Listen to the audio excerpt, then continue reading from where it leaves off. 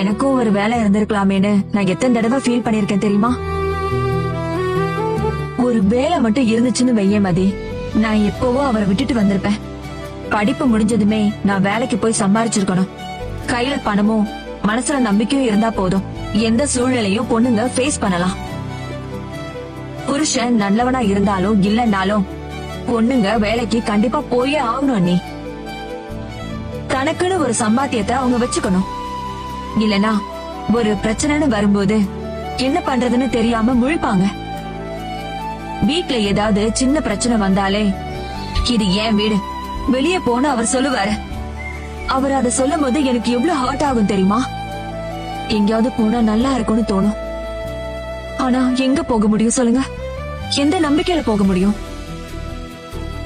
இதே எனக்குன்னு ஒரு வேலை இருந்தா அடுத்த நிமிஷமே நான் போயிருந்திருப்பேன். எனக்குன்னு ஒரு வீட்டை பாத்துக்கிட்டு ஏன் பணத்துல நான் இண்டிபெண்டா வாழ்ந்திருப்பேன். குழந்தை இல்லாம கூட இருந்திரலாம், ஆனா வேலை இல்லாம மட்டும் இருக்காத.